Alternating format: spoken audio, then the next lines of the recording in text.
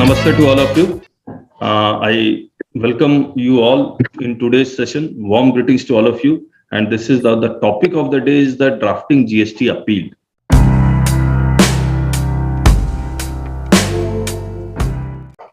Now, how to draft this GST appeal? I will show you the live case which we have received from one of our client, and we will read out the facts, and we will be asking so many questions, and I hope you can reply it.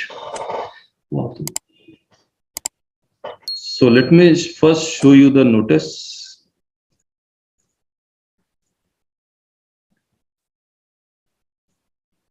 Yes. Let me first explain the facts. Just a minute. Now, what happened? That there is one transaction undertaken in year 1819.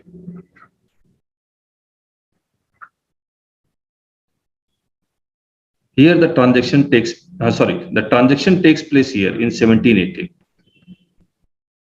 What is the transaction? A supplies goods to B. When it supplies in the year 1718 and the year 1819, this A applies for cancellation of registration.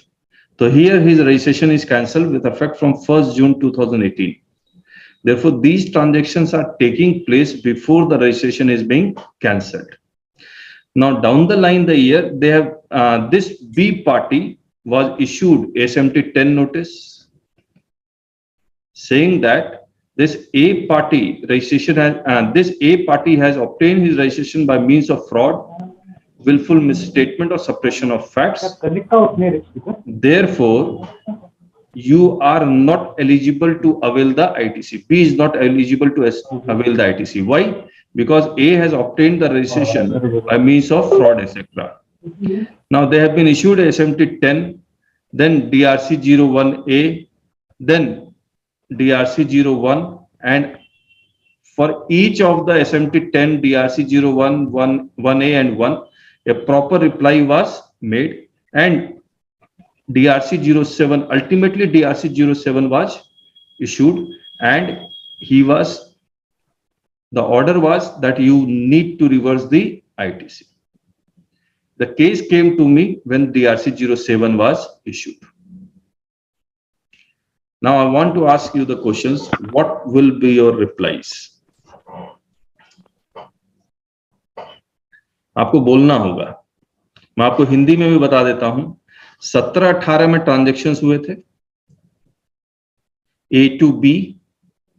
A ने registration के लिए apply किया, cancellation of registration के लिए apply किया, registration cancel हुआ 1 जून 2018 को. तो ये जितने भी ट्रांजैक्शन हुए हैं वो 1 जून 2018 से पहले हुए थे. डाउन द लाइन 21-22 में या 22-23 में इनको SMT 10 इश्यू किया गया और कहा गया कि आपको बी को कहा गया कि आपको आईटीसी रिवर्स करना पड़ेगा. क्यों?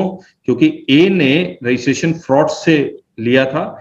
ये एक्चुअली में कोई बिजनेस नहीं कर रहे हैं, इन्होंने कोई गुड सप्लाई नहीं किया, सिर्फ इनवॉइस दिया है. इसीलिए आपको अपना आईटीसी रिवर्स करना पड़ेगा. SMT 10, DRC 01A 1 और फिर DRC 07. अब हम लोग को अपील में जाना है, तो अपील में क्या लिखना पड़ेगा हम लोग को? What should be our reply to prove that this is our genuine ITC? Hello, sir. हाँ बताइए. Sir, please in English, sir. Now I have spoken in English, then I spoke in Hindi. Okay, sir, no issue. I have a small doubt in this case, whether party A has filed a return and shown the turnover. Yes, correct. A nice question. A has filed his 1 and 3B both. And whether B has paid the consideration to A. Yes, okay. B has paid all the consideration to A, 100% invoice value. I hope that B has fulfilled the condition of taking ITC under section 16(2). Yes. Then the case is a clear case for B. Okay. Clear case of B. There is no issue in taking ITC, in my opinion, by B. Okay. Because A has filed the returns. A has Yes. taken the registration by fraud or not. It is not the purview or outlook of party B. It is Yes. the department outlook who is issuing registration to A. And we need Department to, has to satisfy. Okay. And A has filed the returns and paid the tax. B has also paid the tax by passing consideration. Correct. The provided conditions of goods received, tax invoice is there, payment made 180 days, payment made through banking channel. Everything is okay. Means B has a clear case of winning. This is my submissions. Okay. One thing I want to share. yeah, and one more thing we need to prove Yes. whatever the goods we have purchased from A, we have Okay. that has been simultaneously sold by B to other parties. Come again. Whatever the goods we have purchased from A, B has purchased it from A, and those goods are sold by B again in turn to other parties. This we need to prove. Yeah, that is the with that we can say that we don't know about the registration fraudulently obtained by A. This is in a general sense. Whatever the goods we purchase, we sell it, right, sir? Okay. A few facts, let me tell you. The officer asked if you have received if A has supplied goods to the B, then give me the proof of transportation and e-way bill. The party wrote that in 1718 e-way bill was not applicable, but produce BILTI, transports document, that A has supplied the goods to the B. When he saw, along with invoices, when the officer saw all these BILTI plus invoices, he made a field inquiry, and by field inquiry, he made a field inquiry in 2023 saying that these transporters do not exist, therefore these BILTIs are fraud. And one more question, you are saying that he has sold the goods. This audited, the firm is being audited, and we matched the invoices of 1718 quantity wise. Then in form 3CD, the full quantity is being matched. Okay. Sir, movement of goods, the point arises only if it is a bill trading. If it is? If it is a case of bill trading. Bill trading, that's what the officer is alleging, that it is a case of bill trading. What we are saying that it is not a case of bill trading, but it is a genuine transaction. Yeah, because you have proved in form 3CD by submitting quantitative details of purchase and sales. Yes, yes. In such cases, you have submitted the same details to IT department also, provided the case is subject to tax audit. Yes, correct. Everything is okay. Everything is okay. In our opinion, it is a clear case. Anyhow, your expert opinion may be known. No, you are all right. The problem is that we all know the answers. But the challenge we face, how to put in that in writing. Putting it in what we have discussed in favor of B. That's the challenge. That we have to summarize it and explain to the department. If the department made allegation, means the burden shifted only to department, not party to B. But DRC 07 has been passed. DRC order is there. Order has been passed. Now we have to go to appeal. What we should write in appeal? That's the question. What major challenges all the chartered accountants or lawyers faces in early days, what they used to do, they meet the officer and they explain in verbally, but they never, many of them did not had the habit of writing. You are thinking correct, but you have to produce that in writing. Correct?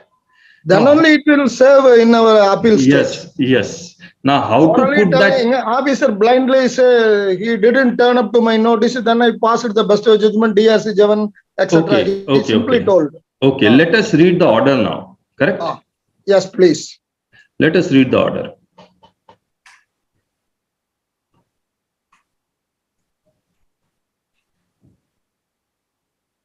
The Senior Joint Commissioner Durgapur received departmental information to the effect that RTP, registered taxable person, had wrongly availed inadmissible ITC of this for the tax period 1718 on account of his claim of inward supply made from certain non-existent fictitious suppliers created to pass over false and ineligible ITC. The case was allotted to the undersigned for an in-depth inquiry. I'm not showing that ASMT 10 DRC0. I'm just reading the order directly. Yeah. Upon examination of the available records as available in the GSTN database for the period 17-18 as well as departmental communication, the following discrepancies were revealed. The RTP had availed ITC of this against the claim of inward supply purportedly made from this trader, that is A, GSTN, this trader, that is again A, during the period 17-18. It has also been found that the registration under the GST Act of the said suppliers, that is this and this, had been obtained by means of fraud, willful misstatement or suppression of facts in relation to the place of business, owner of the deceased declared place of business, signature of the directors on records and their activities in the respective concerns. It has also been found that the above mentioned suppliers had existence only on paper and without entering into any real business or transaction of any goods or services. It transpires that the aforementioned purported suppliers of the RTP were non-existent, non-functioning at their respective principal place of business, had never carried out any real business activities, and all the fraudulent transactions of the said purported suppliers were on paper and without making any actual supply of goods or services, with the sole objective to abate the beneficiaries to circumvent tax liabilities by providing fake tax invoices and fraudulently pass on fake input tax credit to the recipients. What should be the reply of this paragraph? Because the officer is categorically saying that the suppliers who have supplied to you, that their registration has been obtained by means of fraud, willful misstatement, suppression of facts. They have not carried out any business. क्या reply होगा इसका, इस paragraph का? Sir, has he asked for any search report or cancellation order of the suppliers, the two parties? Okay. बताइए, क्या आप मांग सकते हैं? अब मांग भी लेंगे तो क्या फर्क पड़ेगा? सर एक्चुअली सर इसमें पहला तो ये है कि फ्रॉडुलेंटली अगर ए ने लिया है रजिस्ट्रेशन तो इशू तो डिपार्टमेंट ने किया, इंक्वायरी डिपार्टमेंट को करनी चाहिए।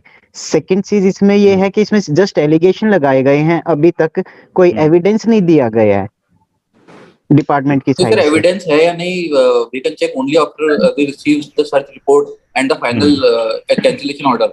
एटलीस्ट हमें इतना बड़ा अमाउंट अगर हम पे क्लेम कह रहे हैं कि इन्होंने यहाँ पे कंक्लूड किया हुआ है कि नॉन एग्जिस्टेंस है और ये पेपर फर्म है इस तरीके का, तो ये किस बेस पे इस कंक्लूजन पे निकले, ये पता तो एटलीस्ट हमें पता तो चले। और दूसरी सर बात ये है कि हम ये क्लेम कर सकते हैं कि हमें इम्पॉसिबल एक्ट करने को बोला गया, अगर वो एग्जिस्टिंग है पेपर पे या नहीं है। जब हम परचेज करते हैं, एक मिनट विषय, इम्पॉसिबल एक्ट कैसे है? सर जब हम परचेज करते हैं तो ऐसा कोई मैकेनिज्म नहीं है पोर्टल पर कि हम चेक कर पाएं या वेरीफाई कर पाएं कि जिस एड्रेस पर, जिस पर्टिकुलर एड्रेस पे, सर मैं एड्रेस 1 मेरा रजिस्टर्ड है बट मैं बगल के प्लॉट पे मेरा नया शॉप बना और मैं शिफ्ट कर गया, मैंने अमेंडमेंट नहीं करवाया, अगर सर्च वहां पर सर्च होगी तो मैं नॉन एग्जिस्टेंट ही माना जाऊंगा, जो कि अभी तक मैंने प्रैक्टिकली देखा गया। तो ये मैं किस तरह से वेरीफाई करूं कि जो मेरा सप्लायर है वो उसी एड्रेस पे रजिस्टर्ड मतलब एग्जिस्ट करता है या नहीं, पहली पॉइंट तो ये है। दूसरा सर ये है, इसमें इन्होंने एक वेगली लिखा हुआ है, सर मैंने केस लॉ पढ़ा एग्जैक्टली अभी तो याद नहीं कि स्पेसिफिक 74 का जब नोटिस दिया जाता है तो स्पेसिफिक किया जाता है कि या तो फ्रॉड है या विलफुल मिसस्टेटमेंट है या सप्रेशन ऑफ फैक्ट है। तीनों पॉइंट्स आप एक साथ बोल करके वेगली आप जो है 74 का ऑर्डर आप नहीं पास करो। यस तो but it is not 74 against the supplier, it is 74 against the recipient. But I don't know कि वेदर वो प्रोसीडिंग वो अपील में है, वो प्रोसीडिंग कंक्लूड हो चुकी है या उनसे रिकवरी हो चुकी है। Let me ask a new question. Without asking the search report from the officer, can we prove that the suppliers were original? Suppliers were original means they have filed. They were genuine suppliers without asking the search report from the officer, because now we are going to the appeal. Yes, sir, correct, sir. What we should first write, department have to inspect let me frame the question, then you answer. Without asking the search report, suppose if I ask the search report, he produces the search report. then what happens? Then we are at fix. So I don't want to ask the search report. What I want to know from you all, that without asking for the search report, can we prove that these supplier allegation that this supplier were fraud, and we want to prove without asking for the search report that they were genuine? How it is possible? Sir bank के account के through नहीं कर सकते जिसमें मैंने पे किया है? नहीं, वो तो देखिए, आप एक्चुअली में फेक इनवॉइस का केस आपको भी पता, हमें भी पता कैसे होता है। एग्जैक्टली, बट है ना? वहां पर एक minute Sanjay ji, if I pay through bank and take back the cash, then that purpose is not being solved. Look for another source. Look for जो another. एक पार्टी ने कहां से परचेज करी, ये आप एविडेंस क्रिएट कर सकते हो ना। उसने भी जेन्युइन परचेज करी होगी, उसने अपनी रिटर्न में टैक्स दिया होगा, उसने आईटीसी क्लेम किया होगा उसने भी। हेलो, नहीं, और कोई तरीका बताइए सर इसमें एक चीज हो सकती है कि कुछ अनरजिस्टर्ड सेलर्स को भी सेल किया होगा, कैश कुछ कैश सेल हो सकती है अनरजिस्टर्ड को, शायद वहां से भी। मैं आपको एक बात बता देता हूं, जब भी आप appeal file, be focused, you have to see your cases, not others cases. उसके साथ क्या हुआ, उसके साथ क्या हुआ, दैट इज नॉट इंपॉर्टेंट। आपके साथ क्या हुआ, उसके बेसिस पे रिप्लाई बताइए। How to prove that these were genuine? Sir हमने इसमें कुछ कैश की या अनरजिस्टर्ड को भी सेल किया हो सकता है, जहां से हमारा रेगुलर बिजनेस का प्रीमाइस का आइडेंटिफिकेशन। कुछ और सोचिए। मैंने अभी फैक्ट्स बताते वक्त आपको बता भी दिया था। Sir, you already told that A has supplied the goods and B has also accounted in his books of account and stock records and everything. B has also made payment through banking channel. The A has also filed returns, GSTR 1 and 3B. And what else sir need to prove? Let me ask another question. No issues. Let me ask another question. Suppose a registration is being obtained on fraud, willful misstatement or fake invoice case. When his registration should be cancelled? From which date his registration should be cancelled? That is the crucial point. His registration should have been cancelled from 1st July 2017. But in this case, his registration is being cancelled from 1st June 2018. Yes. So if he has allowed 11 months to travel. Yes, if the officer really thinks that his the supplier has obtained registration by means of fraud, then the registration should have been cancelled from void ab initio, from 1st July 2017. Therefore, in our appeal, when we write this, we will not ask for the search report. We will ask, दोनों में connivance है तो उसको establish करना पड़ेगा। If there is a connivance between the purchaser and the seller. Correct. तो वो कौन? At the time of purchase of B, एक minute registration is valid registration. Just a minute. Who will prove that there is a connivance between seller and purchaser? Department will prove. Department को prove करना, allegation department कर रहा है। Vinod ji, department should have proved. Why should I prove? I will not prove my innocence. What department will prove that there is a connivance between the purchaser and the seller? Yes, correct, Vinod ji. Just a minute, just hold on, Vinod ji. But there is no allegation here in this order that there were connivance. Therefore, I need not go into that. Okay. This will go in our favor. नहीं, but Vinod ji, that allegation should be there in the order. Therefore, we will write ना. हम लोग अपने मन से पूरी दुनिया थोड़ी लिख देंगे, पूरा जीएसटी थोड़ी लिख देंगे इसमें। Okay, let me go to in the next paragraphs. So nice inputs from all of you. Thank you. The RTP was served with a notice of intimation in respect of wrong availment of YTC, that is DRC 01A, by email dated this. The RTP furnished a reply dated along with the following attachments. So the copy of 63 invoices, tax invoices, a copy of bank statement, a copy of bank statement. Now, when I'm giving him a copy of 63 invoices, which conditions I am trying to prove? Hello? 16(2). Section 16, subsection 2 का clause A. Bank statement दे रहा हूं तो इसका मतलब I made the payment Right, sir. at proviso. On perusal of the written reply and the furnished documents, it has been found that RTP has claimed of his bona fide purchase of goods from the aforementioned purported suppliers and also making bank payments against such. In this context, RTP has relied on the judgment of Honorable High Court of Delhi in case of Arise Limited, in the context of restriction of VAT credit on the failure of the seller to pay the tax. After careful consideration, now क्या होता है generally मैं आपको बताता हूँ. Let me tell you one point. Whatever case law you put in front of the officer will try to say that this case law is not applicable to your case because the facts are not similar. And Yes, here's Different. That is a common answer given by the. yes, that is the general answer Common given by practice. the Common practice, answer. sir. Yes, common normal, practice. sir. After careful consideration of the above noted judgment, has been found that no relief is available to the RTP, as in the instant case is not exactly the same as referred to in this case. In the present instant, the RTP, even after getting reasonable opportunities of time, has failed to establish movement of goods from the consignor to the consignee. The RTP has failed to furnish the documentation of transportation of goods in question or any document showing actual receipts of such goods. No record or document respect of the entries made in the books of accounts against the RTP against the purported inward supply in question or any explanation to show the non-existent can actually supply in question has been produced for him within the specified time. Now this is important. He's saying that it is not there in the books of account, but it is there in Form 3CD. Though he has rejected this case of Delhi High Court, okay, no. To Calcutta High Court, it is a case of West Bengal. That he should agree with the case of West Bengal. So we will find out the case of West Bengal also. It may be noted in the context that in terms of 155, obviously we have to prove, as in the instant case, the RTP has failed to provide. Now, क्या हुआ था मैं आपको एक बात बताता हूँ. Now, what actually happened? When DRC 01A was issued, then DRC 01 was issued. ठीक है? A reply was made, and just after reply, after 1 month of reply, DRC 07 was issued.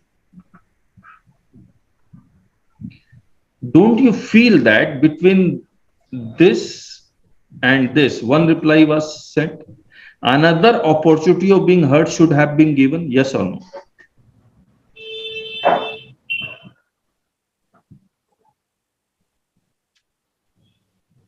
बताइए. सर एक बार रिपीट करेंगे, क्या टाइमलाइन क्या थी? मैं ये कह रहा हूं, DRC 01 was issued, a reply was given, and after this reply DRC 07 was issued, order was issued. Don't you think the officer should have given an opportunity of being heard? Yes, मतलब ये फिर एक reply देता, फिर हम लोग reply देते, तो 2-3 रिप्लाई तो चलता. पहले ही रिप्लाई में उसने ऑर्डर पास कर दिया. नहीं तो opportunity of being heard तो देना ही था. हाँ, तो 1-2 रिप्लाई और दे देता. हेलो सर, ट्रांसपोर्ट के लिए डॉक्यूमेंट्स क्या दिए थे? बिल्टी. उसने ऑर्डर में डायरेक्टली, मतलब जब उसने ये बोला कि ट्रक नंबर वैलिड नहीं है, तो उसने नहीं, ट्रक नंबर नहीं, वो पूरा ट्रांसपोर्टर ही नहीं है, एग्जिस्ट ही नहीं करता. 2017 का ट्रांजैक्शन, 1 मिनट, 2017 में ट्रांजैक्शन हुआ, 2022 में फील्ड इंक्वायरी किया 5 साल बाद, बोला कि ये ट्रांसपोर्टर एग्जिस्ट नहीं करता, इसलिए बिल्टी भी आपकी बोगस है. इस पॉइंट के रिगार्डिंग सर उसको दोबारा से देनी चाहिए थी अपॉर्चुनिटी ऑफ बीइंग हेard. क्यों नहीं दिया? ऐसा सर एक्ट में तो लिखा नहीं है कि मल्टीपल. मैं आपको बताता हूँ. देखिए, जब हम लोग रिप्लाई बनाते हैं तो बहुत सोच समझ के रिप्लाई बनाना चाहिए. Tax officer should have given the show cause notice and should have granted opportunity. हाँ, but why he has not granted, and he has done rightly, he has not granted the opportunity. Why? I will tell you. And thereby he has denied the principle of natural justice.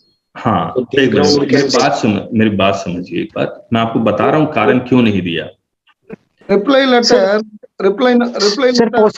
DRC 01 If the asking I am giving you the answer. Just hold on. I am giving you the answer. Why he has not given the opportunity? That is important, because I want to highlight one mistake that every chartered accountant or lawyers makes while making the drafting.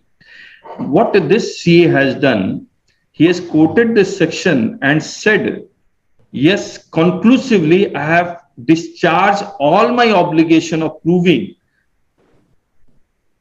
that whatever I have claimed as ITC is correct.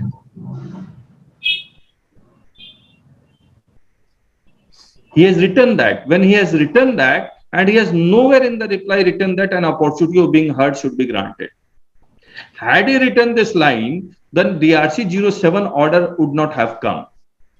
So in every reply, you should write, and in any case, an opportunity of being heard should be granted. You should have asked.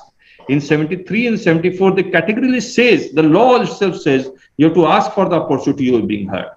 We can very well request in the reply letter in the last. Yes. If the reply submitted is not satisfied to you, or if you want to explain our case in person, you should provide a personal hearing before passing any final order against us. Correct, but that was not written. Definitely, we should write these two lines in the letter. Yes, that was not written. Assessing authority cannot pass order without hearing us or without giving an opportunity. Correct. ठीक है. Now let us come to the. We can fight against proper opportunity not given against natural justice. Rajendra जी हो गया. Let us come, because complete भी तो करना है. Okay. चलिए. As in the instant case, the RTP has failed to prove the bona fide of the transaction claimed to have been made by her, against which. So section 74 में they started the proceeding under section 74. Was it correct to start the proceeding under section 74?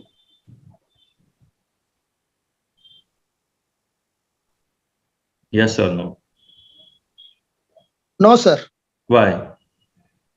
The case is not established. Look, why it is not correct? Because the proceeding should have started under section 73. The mistakes of fraud has been committed by the supplier, not the recipient. So the proper section was 73. So we have to highlight this and to drop the 74 section. Correct? Correct, sir. Exactly. Okay.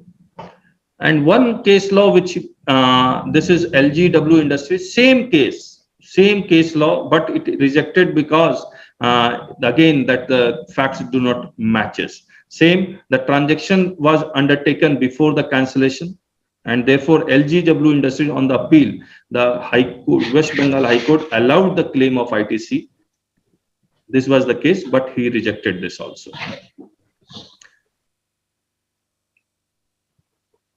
Now come to here. The RTP at this stage furnished printout of the scanned copies of consignment notes not produced earlier to substantiate her claim of movement of the goods in respect of the transactions in question. Accordingly, the RTP's entitlement to ITC in relation to such transaction was considered afresh at this stage. Upon examination of the records furnished by the RTP, it is found that transportation of the goods in respect to transaction in question were made from the purported consignor to RTP was made by two transporters, namely this.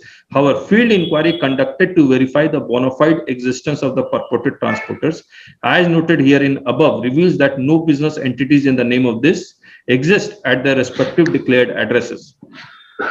Local inquiries also failed to identify any business person or entity engaged in the business of transportation of goods in the locality as per addresses found in the consignment notes furnished by the RTP to substantiate the genuineness of the transaction in question. Now, what to write? Key to prove that these transporters did exist in 2017.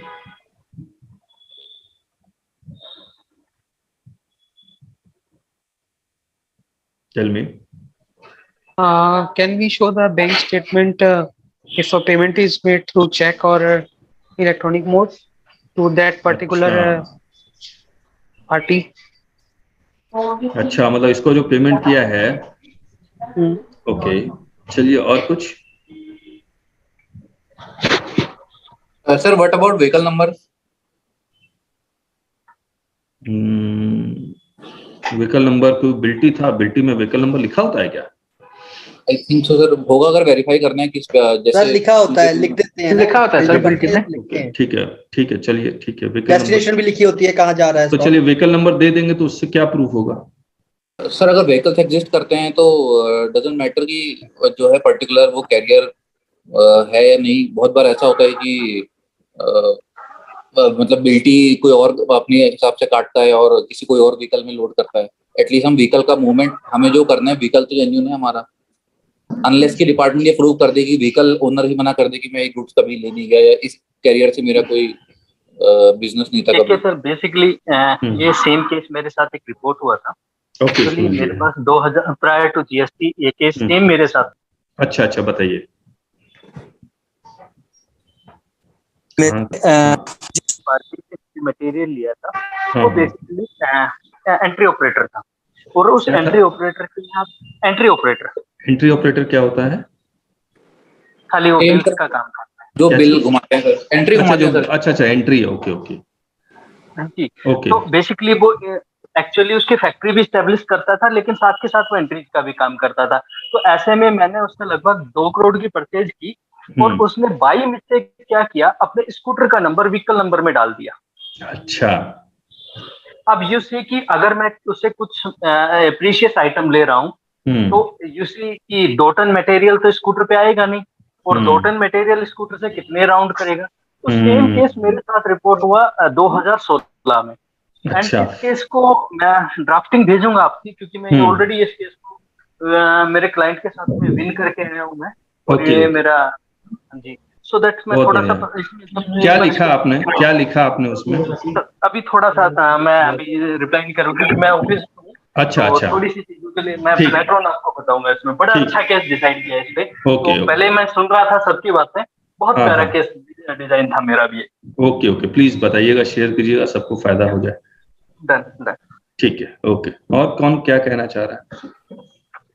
Sir हम TDS certificates भी ले सकते हैं, जैसे हम transporter से लेते हैं for income tax purposes, we can show it as a proof to them. Okay, TDS किस सेक्शन में टीडीएस कटता है इनका? नहीं सर, जैसे हम इनकम टैक्स में नो टीडीएस सर्टिफिकेट लेते हैं ना, कि we have carrier level 10 and all that, so don't deduct our TDS, so that is also evidence that we use in audit purpose. अच्छा, ओके। बट फिजिकल मूवमेंट नहीं उससे prove होगा, department फिर बोलेगा ये डॉक्यूमेंट है। अच्छा, तो ऑफिसर के दिमाग में तो यही है कि सप्लायर नॉन एग्जिस्टेंट है, फिक्रियस है, उसने गुड्स ही सप्लाई नहीं किया, तो ये सब ऑटोमेटिकली फेक हो गए।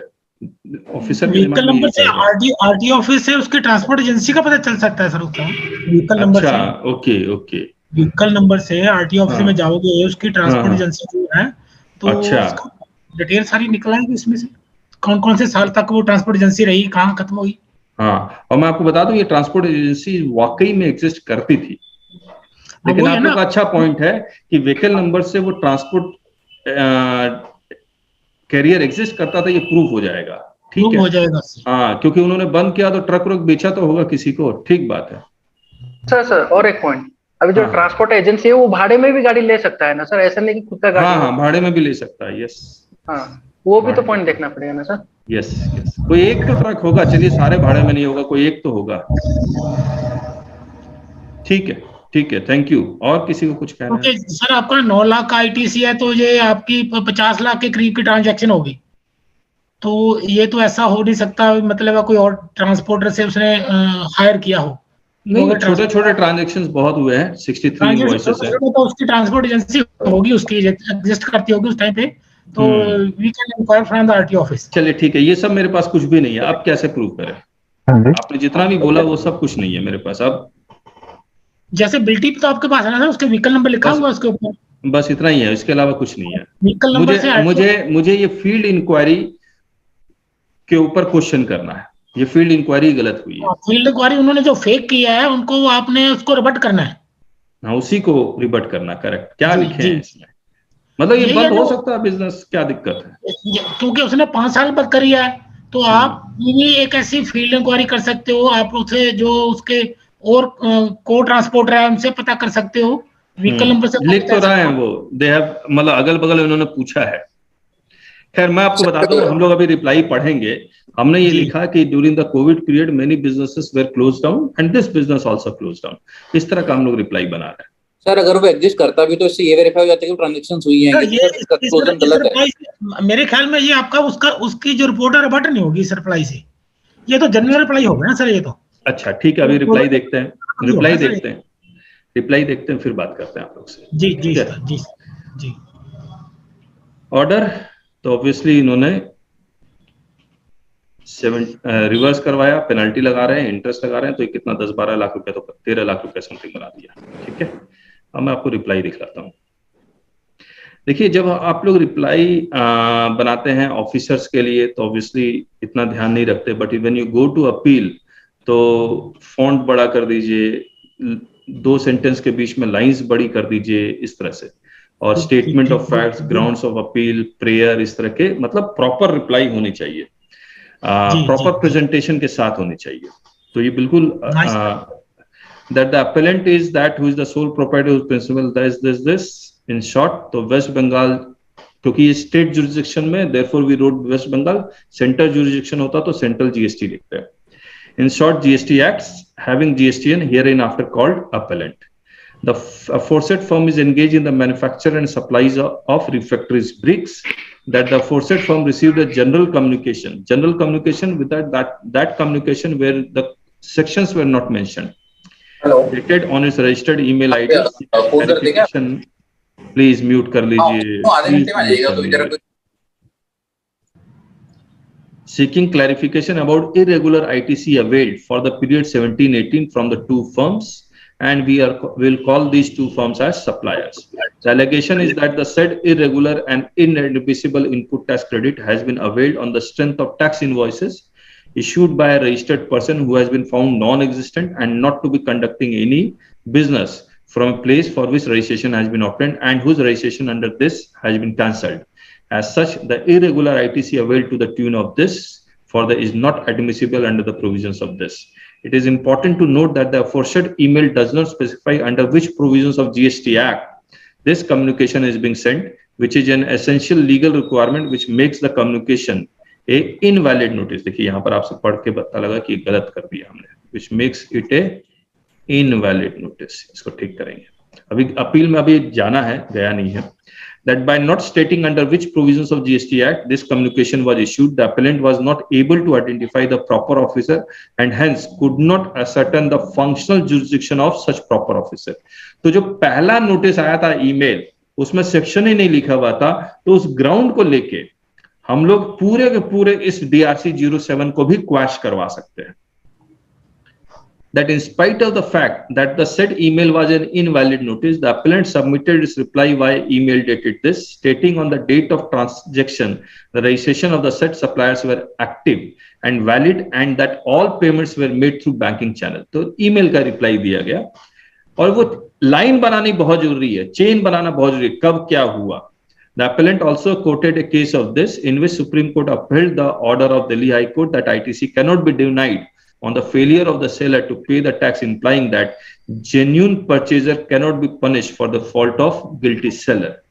The appellant submitted following documentary evidence to support the claim of ITC. That on 23rd February 2022, a show cause notice under Section 74, read with Section 16, subsection 2, was served in the GST portal along with summary of show cause notice and gist of findings. In the gist of finding, the learned officer rejected our claim of ITC, citing the following reasons: that the suppliers have obtained registration by means of fraud, that no relief can be given on with this case because the issue is not exactly the same. The appellant failed to establish movement of goods from the consignor to the consignee, and it failed to furnish the documents of transportation of goods in question or any documents showing actual receipts of such goods, and therefore the claim of ITC was without actual receipt of any goods or services, hence contravenes the provisions of Section 16, subsection 2, clause B. अब देखिएगा, officer is not questioning clause C, he is not questioning clause A, he is not questioning clause D, वो सिर्फ इसको question कर रहा है, क्योंकि officer को भी पता है कि क्लॉज सी में अगर जाऊंगा, क्लॉज सी के if the officer denies the ITC because of clause C, then we will write that the supplier has paid GST of 1 and he has filed GST of 1 and 3B, therefore pays the taxes. Therefore, he did not go into clause C. He just alleged that this clause B is being violated. That the appellant submitted its reply dated this on the GST portal against show cause notice and gist of finding of GST Act. That the validity of GST registrations were valid on the date of transactions. That the appellant has paid the amount as appearing in invoice value to the supplier through banking channel, whose proof is also submitted to the learned officer. That the reliance is also placed on the judgment of LGW Industries. That the appellant have furnished the copy of transporter's consignment note along with the copy of tax invoices. That the learned officer, on the basis of the appellant reply dated this and without giving further opportunity of being heard, passed the order under section 74 in DRC 07 dated this and rejected the claim of ITC on the basis of following grounds. अब हम लोग क्या कर रहे हैं, we are किस ground पे ये केस को रिजेक्ट किया गया वो बना रहे हैं, ताकि हम लोग अब इसको रिबट कर सके, इसको आगे इसके बारे में बता सके कि क्यों गलत है. That no relief is available in the judicial pronouncement of Honorable High Court at Calcutta in the case of LGW case, since at no stage status of registration under the acts of the suppliers in question were taken into consideration, whereas in the instant case the registration of supplier is in itself being questioned. That the registration of the suppliers had been obtained by means of fraud, willful misstatement or suppression of facts. That on the field inquiry the bona fide existence of the purported transporters reveals that no such business entities in the name of steel carriers and Saket Road Carrier exist. इसको एक बार black करते हैं. At their respective declared addresses, and thus the claim of the appellant in respect of the transactions in question being bona fide and genuine cannot be accepted. तो इसने कितने ground से हम लोग का क्लेम रिजेक्ट किया? 3 ग्राउंड से. ए, जहां पर LGW केस को रिजेक्ट किया. दूसरा कि registration has been obtained by means of fraud. तीसरा that these transporters do not exist. These 3 grounds पे हम लोग reply देंगे. Now grounds of appeal. Rejection on the grounds that supplier has taken registration by means of fraud. The learned officer has denied the claim of ITC on the basis that registration of the suppliers have been obtained by means of fraud, suppression of facts or willful misrepresentation. During the transaction for the financial year 17-18, with the concerned supplier, the appellant verified that their registration on the GST portal was valid, therefore confirming their authenticity. Furthermore, appellant also ensured that the respective invoices were appearing in GSTR 2A and the supplier had filed GSTR 3B. Based on these steps taken, appellant were confident that they are eligible to claim ITC since none of the conditions stipulated under Section 16 of the GST Acts have remained unfulfilled.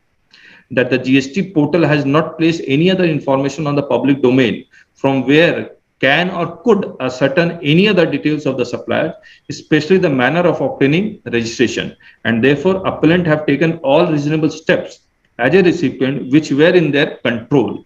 The appellant are being unfairly denied the ITC for reasons beyond their control. तो मुझे लगता है कोई बोल रहा था impossibility के बारे में. That the act of denying ITC to the appellant recipient on account of supplier's violation is unwarranted, particularly in situations where the appellant recipient has taken all reasonable measures to verify the genuineness of the suppliers based on information available on the GST portal. That the only requirement of law as far as appellant recipient wanting to avail the benefit of ITC is concerned is that it has to ascertain that the supplier is registered and has issued the tax invoices in compliance with the requirement of GST Acts and the GST rules made thereunder. Once the recipient demonstrates that it has complied with such requirement, it cannot be denied the ITC, especially where it has complied all the provisions of law and has taken all reasonable steps which as a recipient is required to do so in a business transaction. That the said violation of obtaining registration by means of fraud pertains to a supplier whose liability is being attributed to the recipient, resulting in the imposition of GST on the same transaction twice. Firstly, at the time of procurement of goods by remitting GST to the supplier, and secondly, upon disallowance of input tax credit. This tantamount to shifting the incidence of tax from the supplier to the recipient, which is against the scheme of GST Acts. Double लेवाई हो जा रहा है, क्योंकि वो supplier से भी recover करेंगे, हमसे भी recover कर रहे हैं. It is pertinent to note that the appellant has undertaken the transaction with the said supplier before registration has been cancelled. The registration of the said supplier have been cancelled with effect from this date. if the said supplier had never carried out any real business activities and all the fraudulent transactions of the said purported suppliers were on paper and without making any actual supply of goods or services with the sole objective to circumvent tax liabilities by providing fake tax invoices and fraudulently pass on fake input tax credit to the recipient, then their registration ought to have been cancelled retrospectively. However, in the instant case, their registration have been cancelled on this date and not retrospectively. Therefore, department allegation, even if found to be true, does not affect our eligibility of claim of ITC, since we have carried out genuine business transaction before their registration was cancelled. That the department allegation that the suppliers have obtained registration by means of fraud, willful misstatement or suppression of fact cannot be held true, since the registration of the suppliers are not cancelled retrospectively.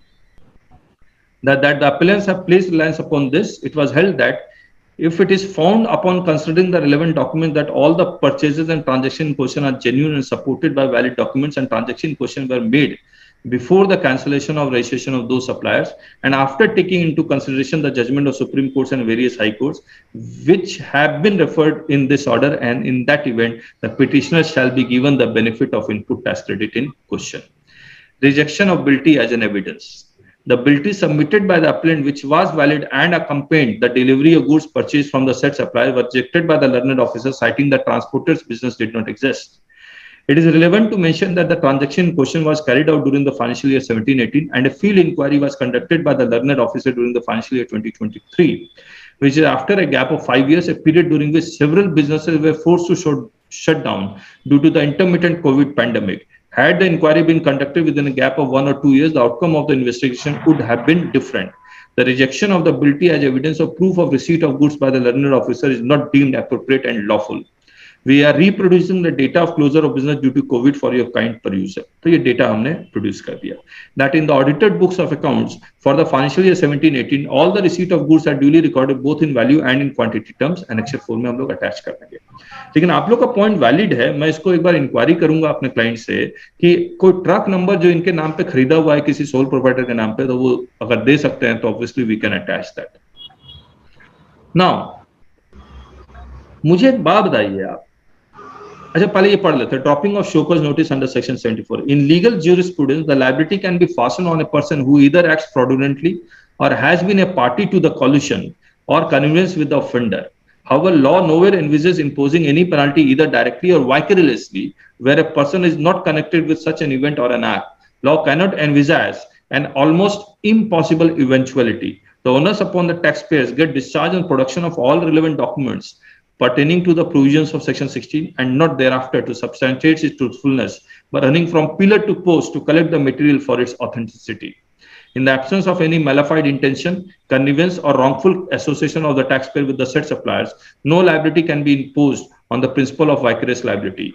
Law cannot put such onerous responsibility on the taxpayer, otherwise it would be difficult to hold the law to be valid. Because officer has never alleged that there is a connivance, collusion between the supplier and the recipient. The learned officer assertion that bilty is forged is not in doubt. तो वो बिल्टी को forge मतलब बिल्टी ही fraud है, बिल्टी ही fake है, ये इसको question नहीं किया उसने. However, the rejection of the existence of such a bilty on the grounds of a field inquiry conducted after a lapse of 5 years raises question about the authenticity of the inquiry itself.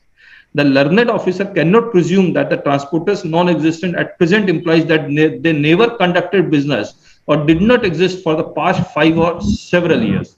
Such an inference or implication is unsupported by the Evidence Act and defies logical reasoning. अब बताइए, ये तो खत्म हो गया. Prayer में क्या लिखें? इस पे कुछ कहना है इस रिप्लाई पे? If someone wants to share their input. Sir transporter ने भी अपनी इनकम टैक्स की रिटर्न फाइल करी होगी, वो भी अवार्ड ले सकते हैं? नहीं किया है. उस साल की नहीं किया है. वो छोटा ट्रांसपोर्टर था क्या? हाँ. अच्छा, तो कहीं गवर्नमेंट एजेंसी में कहीं ना कहीं रजिस्ट्रेशन उसकी होगी ना? चलिए ठीक है. प्रूफ का तो वो मुझे ट्रक वाला समझ में आ रहा है जो आप लोगों ने कहा, बाकी मुझे और कुछ नहीं समझ में आ रहा. CA Nagaraj, can you share the draft of this appeal?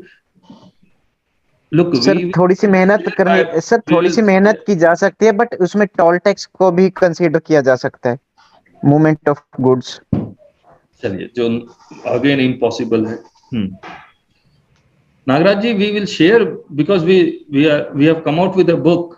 इस ये जो मेरे पीछे जो जीएसटी नोटिस की बुक है, इसमें ये ड्राफ्ट अपील तो नहीं है. There are 20 actual notices and actual replies. We'll share this by when we come out with a different book. Any other inputs? Sir एक प्रिंसिपल है मे बी एविडेंस एक्ट में, exactly मुझे याद नहीं है उसमें, बट उसमें ये कहा गया है कि प्रॉपर्टी जो कि एक तो फेक डॉक्यूमेंट्स के बेस पे आती है हमारे पास, जिसके डॉक्यूमेंट फॉर्ज हैं. एक तो वो ट्रांजैक्शन हो गई, और एक ट्रांजैक्शन है कि जिसमें ये एलिज किया जाता है कि गुड्स जो है प्रॉपर्टी, मतलब हमारी प्रॉपर्टी ही नहीं थे कभी. तो फोर्ज डॉक्यूमेंट बिल्टी फेक है, ये तो कभी ऑफिसर ने कहा ही नहीं था. दैट इज वही सर मेरा पॉइंट है कि जब डॉक्यूमेंट उन्होंने फोर्ज नहीं बोला हुआ है तो उस केस में री ट्रांजैक्शन को भी वो इनवैलिडेट नहीं कर सकते. और दूसरा सर एक सर्कुलर है 171/3/2022, उसमें तो बहुत ही लाइटली उन्होंने बोल दिया है कि सेलर से कोई रिकवरी नहीं कर सकते आप. किससे रिकवरी नहीं कर सकते हैं? सेलर से, क्योंकि उसने कुछ सप्लाई तो करी नहीं, और ये मानकर ही आप पेनल्टी तो लगाएंगे. पेनल्टी 122 की लगेगी. हाँ, ये पेनल्टी लगाएंगे. ठीक है, चलिए सर. अगर सपोज एक क्वेश्चन था मेरा सर 2-3 सेकंड का. अगर सपोज मेरा जुरिसडिक्शन एक ऑफिसर है स्टेट के पास, जिसके पास सेक्टर 1 है, सेक्टर 1, और नोटिस इश्यू करता है सेक्टर 2, सेम स्टेट ऑफिसर, तो वो वैलिड रहेगा जुरिसडिक्शनल बेस पे? नहीं, अगर आपका जुरिसडिक्शनल ऑफिसर नहीं है तो वैलिड नहीं है. आपने जो एग्जांपल दिया, मैं उस एग्जांपल से तो मैं नहीं बोल सकता. मैं फिलहाल ये बोल सकता हूँ आपका जुरिसडिक्शनल ऑफिसर ही आपको नोटिस इश्यू कर सकता है. प्रॉपर सेक्टर का होना चाहिए, सेक्टर भी चाहिए? नहीं, अब सेक्टर तो मुझे देखना पड़ेगा, ऐसे कैसे बता दूं आपके सेक्टर का है या नहीं है. तो गवर्नमेंट ने सर्कुलर निकाला हुआ, उसमें चेक करिए आप. नहीं सर, वो पोर्टल पे भी चेक कर रहे हैं, तो वो हाँ, तो वो चेक कीजिए अगर है. और वो फिर कौन सा इंटेलिजेंस है, ऑडिट वाला है, कौन है वो जो इश्यू कर रहा है? नॉर्मल. ठीक. सर ये जो जजमेंट का आप बोल रहे हैं, जजमेंट का रेशियो भी तो अप्लाई होता है जो ये रिजेक्ट करते हैं ऑफिसर्स कि इसके फैक्ट सिमिलर नहीं है, बट जो रेशियो डिसीडेंडी होता है किसी भी केस लॉ का, वो भी तो अप्लाई होता है केस टू केस. यस होता है, लेकिन ऑफिसर रिजेक्ट कर देता है ना. ये पॉइंट आपके फेवर में जाएगा क्योंकि आपका दोनों का कनाइवेंस नहीं है. ये एक सुप्रीम कोर्ट का ऑर्डर है घेरूलाल बालचंद का, पंजाब का केस. कौन सा केस है विनोद जी, फिर से बोलिए? घेरूलाल बालचंद, आप सर्च करिए, वहां पे मिल जाएगा. उसके बाद भी उसके ऊपर जजमेंट आई है. तो यही होल्ड हुआ, अगर दोनों का कनाइवेंस प्रूव नहीं कर सकते तो आप आईटी का डिनाई नहीं कर सकते. Okay, correct, thank you. ये काफी फेवर में. अच्छा, प्रेयर में क्या लिखा है बताइए मेरे को. हमने प्रेयर बहुत सोच समझ के लिखा है, मैं अभी पढ़ाऊंगा आपको. प्रेयर में क्या लिखे? ये एक पैरा भी सर आपको बढ़ा देना चाहिए, क्योंकि आपने प्रूव नहीं किया कनाइवेंस, दोनों की कनाइवेंस नहीं है, तो इसलिए ये एक इसका भी पैरा आपको बनाना चाहिए इसमें. अच्छा, कनाइवेंस का. ओके, तो मैं लिख लेता हूँ आपकी बात. जजमेंट साथ में आप उसको स्टडी कर लेना, पता चल जाएगा. एक मिनट विनोद जी, मैं लिखता हूँ आप जो कह रहे हैं. घेरूलाल बालचंद, पुरानी जजमेंट है काफी. ये घेरूलाल बालचंद और किसका है? इनकम टैक्स का या किसका है? ये वैट के ऊपर है. कौन सा कोर्ट है? ये शायद सुप्रीम कोर्ट का सर. ये सुप्रीम कोर्ट का, पंजाब हाई कोर्ट का, मोस्ट प्रोबेबली शायद सुप्रीम कोर्ट का ही. ठीक है. और दूसरा आपने कहा कि you have not alleged connivance between the purchaser and the seller. ठीक है, हम लोग इसके बारे में सोच के. जी ठीक है, वैलिड पॉइंट. और कुछ? और सर जो आप प्रेयर में क्या लिखे आप मुझे बताइए. प्रेयर में क्या लिखे?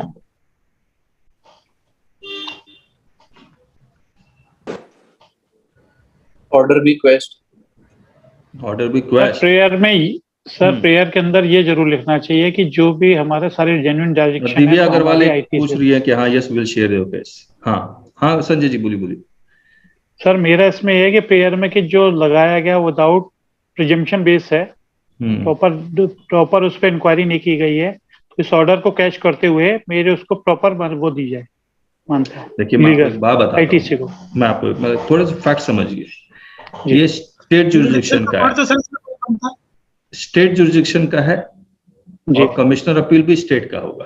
ठीक, जी बात मान लेगा आपकी?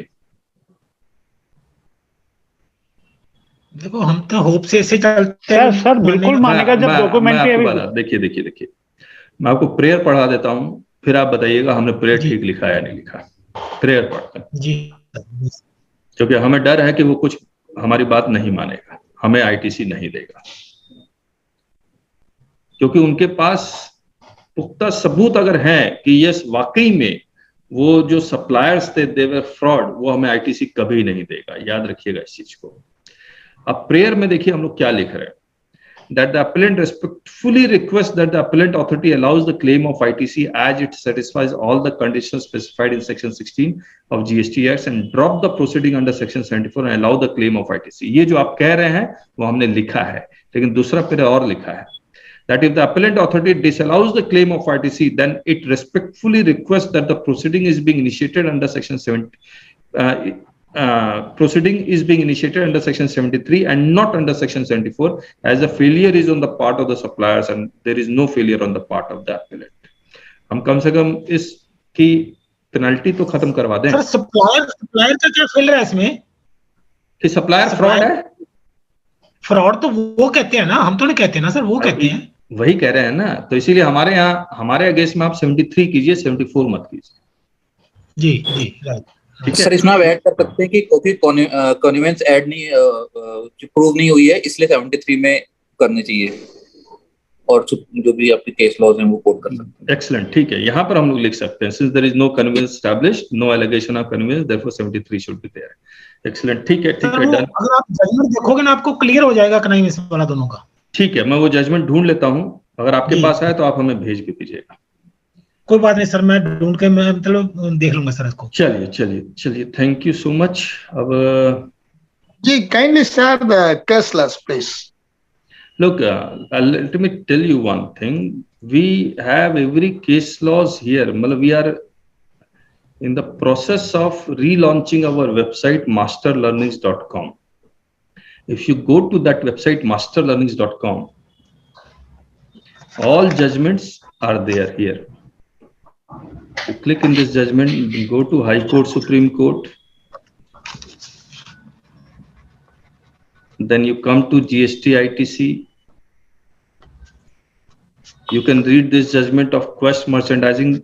ITC cannot be denied to genuine purchaser. Then the LGW industry case, this Calcutta High Court. Masterlearnings.com. Masterlearning.com. Yes, I will send you in the chat also. Yeah.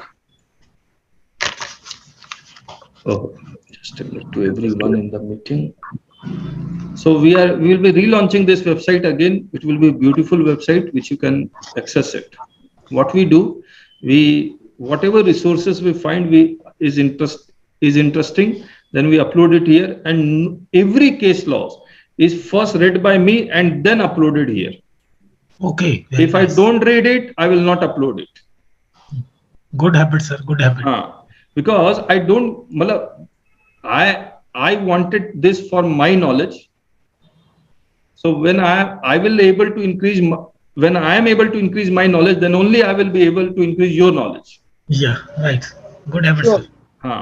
Every case law is read by me, then only it is up. These yellow highlights are done by me. Sometimes we write few points also. So this is the case. Everything is read by me. तो कुछ article भी लिखते हो sir इस पे? Articles तो देखिए हम लोग को ना लिखने की बहुत ज्यादा आदत नहीं है। किताब लिखते हैं हम लोग, जो आपको नजर भी आ रहा है, तो हम लोग किताब में इतना कुछ लिख देते हैं कि वो आर्टिकल्स तो नहीं है, लेकिन किताब है प्रॉपर। और हम लोग जूम लाइव में ही आना पसंद ज्यादा करते हैं, क्योंकि उसमें अच्छी बातें हो जाती हैं। अब हमने कहा था कि आप लोग मुझे वो भेज दीजिए कुछ, आपके अगर नोटिसेस हैं तो कुछ नोटिसेस भेजा गया। रशिका है क्या यहाँ पर? Is Rashika here? No. Sanjay ji? Okay. Divya Agarwal? जी सर। ओके, ठीक है। ये आप ही का है समन वाला? जी sir. Okay. In one of the recent notices which he has given to one of my client who deals in paper trading, the GST officer is claiming that he had done a survey and according to him there should be 18 to 20% profit, while client has stated 5 to 7%, which is actual gross profit. I have explained to him that it is not the case since person deals in papers only and send material to printing press, thus has not much turnover, is less than 3 crore in every year. How can we justify the same? Please guide the same. बताइए क्या करेंगे? Officer is aliasing कि आपका जो profit है आप actually कम दिखला रहे हैं, जितना आपका टर्नओवर है उससे आप कम दिखला रहे हैं। इंडस्ट्री एवरेज 18 to 20% है और आप दिखला रहे हैं 5 to 7%। क्या जवाब देंगे? Sir, I have given him the signed balance sheets also. अच्छा, हाँ। क्या क्या प्रूफ दिया आपने? I have given him signed balance sheets and he has asked for the sale invoices since starting and bank statements that I have yet to give. मतलब आप proof पे proof दिए जा रही है, ठीक है, अच्छी बात है। बाकी लोग? सर ये जो बैलेंस शीट वगैरह मैम ने दिए हैं, सब फर्स्ट ऑफ ऑल ये पहले तो हमको ये जस्टिफाई करना पड़ेगा ना परचेज वैल्यू के हिसाब से हमने कितना किस पे सेल पर कैसे कर रहे हैं ये सेल। बैलेंस शीट तो हमने साइन कर दिया, उनको ये थोड़ी ना दिया हमने भी कैसे करा है। चलिए वो मांगता रहेगा, आप देते रहेंगे, मांगता रहेगा, देते रहेंगे, लेकिन वो सेटिस्फाई नहीं होने वाला है, ठीक है। और कुछ? सर ये एक पॉइंट ये है कि जो जीएसटी में प्रॉपर ऑफिसर का कॉन्सेप्ट है, असेसिंग ऑफिसर का कॉन्सेप्ट नहीं है। वो इस तरह से प्रॉफिट ऐड करके और हमारा असेसमेंट नहीं कर सकता। ओके। क्योंकि उसमें कॉन्सेप्ट नहीं है जीएसटी में असेसिंग ऑफिसर का। प्रॉपर ऑफिसर का कॉन्सेप्ट है, वो हमारे सेल्फ असेसमेंट को क्वेश्चन कर सकता है बट इस तरह से असेस नहीं कर सकता। जहां तक इस तरह इस पे केस लॉ भी है। अब exactly I don't remember but Abhishek ji आप हर एक केस लॉ में कह रहे हैं डू नॉट रिमेम्बर। चलिए कोई बात नहीं, क्या जवाब देंगे आप बताइए। उसकी जरूरत नहीं, ध्यान नहीं रहता है कौन। नहीं कोई बात नहीं, उसकी जरूरत भी नहीं पड़ेगी आपको। इसका जवाब देने के लिए वो सब किसी भी केस लॉ की जरूरत नहीं है, जीएसटी में ही जवाब है आपको। बताइए। सेक्शन नंबर मेंशन नहीं, कौन से सेक्शन में आई नोटिस? चलिए हम मान लेते हैं सेक्शन मेंशन होगा। और सर उन्होंने सम्मन दिया अंडर सेक्शन 70। अच्छा, सम्मन तो सीट में सू कर दिया सीधा ही, इसमें तो कुछ पूछा भी नहीं। इनके यहाँ रेड हुई थी क्या? नहीं सर, इनके किसी ऑफिसर बोल रहा है कि इन्होंने किसी से परचेज किया है, उसके यहाँ रेड हुआ है और वहां पे से इन्हें ऑलमोस्ट 50 to 70 केसेस मिले ट्रेडर्स के, जिनको ये हर एक को सम्मन इशू कर रहे हैं। तो उनमें से इनका नाम है। क्यों बट अभी तक उन्होंने ये रिवील नहीं किया कि किस पार्टी के यहाँ पे रेड हुई थी बेसिकली। आपने पूछा? हाँ, we have asked in return also, but he stated कि अभी एक दो सारे डॉक्यूमेंट्स आ जाएंगे, उसके बाद भी we will reveal the same. Okay, चलिए मैं आपको बताता हूँ कुछ चीजें, ठीक है। बाकी तो आपका पूरा केस देखने के बाद ही समझ में आएगा कि क्या स्टेप्स होना चाहिए, लेकिन आप समझिए इस चीज को, चाहे समन हो या अदरवाइज हो, बर्डन ऑफ प्रूफ जो सेक्शन 155 था, burden of proof that you are eligible to claim the ITC was on you, on the taxpayer. लेकिन ITC के अलावा सेल्स के ऊपर कितनी लाइबिलिटी जानी है, कितना डिफरेंस होना चाहिए, कम दिया ज्यादा दिया, इसका बर्डन किसके ऊपर है? डिपार्टमेंट के ऊपर। डिपार्टमेंट के ऊपर है। और अभी डिपार्टमेंट आपसे क्या कह रहा है कि आपसे एविडेंस मांग के प्रूफ करेगा, जबकि डिपार्टमेंट को करना चाहिए, क्या करना चाहिए कि वो निकाले, वो एविडेंस कलेक्ट करे थर्ड सोर्सेस से, आपसे नहीं, और फिर आपको प्रूव करे। मैं अगर आपसे पूछूं कि क्या ऑफिसर ने इसको सब्सटेंशिएट किया है? नहीं सर, नहीं किया है, वर्बली बोला है, बस सिर्फ वर्बली बोला है। तो ये क्या करेंगे, ये डराएंगे, धमकाएंगे आपको। अगर वो क्लाइंट आपका साथ स्टिक रहे तो section 155 is the only thing where he has to prove कि why that to prove that there is a underpayment of या unreporting of turnover or या short payment of taxes. As far as summon is concern section 70 में, तो section 70 में summon can be issued under any inquiry, summon is not process to start the inquiry. तो पहले section 67 होगा किसी के भी अगेंस्ट, चाहे ए के अगेंस्ट सेक्शन 67 हुआ और ए ने बी के साथ ट्रांजेक्शन किया है तो बी को भी समन जा सकता है, but for cross verifying this कि whether he has actually purchased or not, whether there is under reporting of taxes or not, for various other things, but he cannot be, that B cannot be subjected to any liability।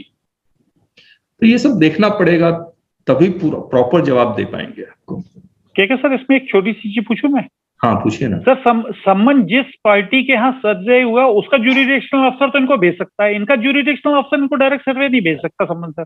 I think intelligence वाला होगा ना जी, intelligence वाला sir, इसीलिए भेज पा रहा है। तो सर अभी जो आपने एग्जांपल दी इसमें हम पार्टी भी है, तो इसमें अनटिल अनलेस वहां से कुछ और नहीं आता, we don't need to provide any evidence. आपको ये कैसे प्रूव, मतलब उसको प्रूव करना चाहिए, आप प्रूव कर रहे हैं। मैंने उनको यही बोला, यू प्रूव मी कि आप 18 to 20% किस बेसिस पे डिटरमाइन नहीं, तो आप लिख के देंगे तभी होगा ना, वर्बली कुछ नहीं होता। ठीक है, I will write this over email. Email नहीं, प्रॉपर मतलब देख लीजिएगा आपको क्या है करना है, लेकिन you should do in proper manner. और किसी का कोई नोटिस जो अब है मेरे पास, लेकिन लोग हैं नहीं। विनोद जी आप म्यूट हैं।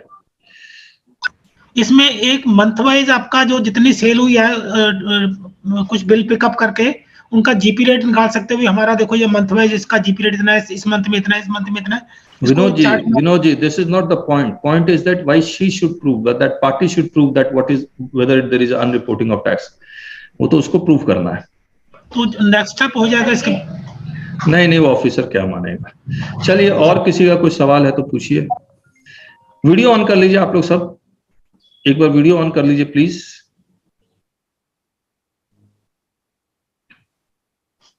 अभिषेक, Amit Gupta, Jitendra Singh. Sir one more point. हाँ बोलिए, कहिए।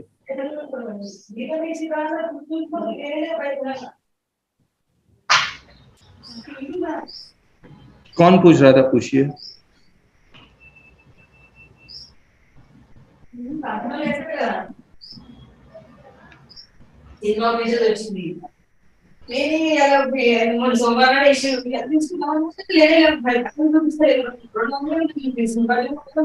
हेलो, ठीक है सर। हाँ बोलिए सर। ये जीपी रेशो के बेस पर इस तरह से officer can ask for this kind of things, like he's questioning the sales bill, like under valuation.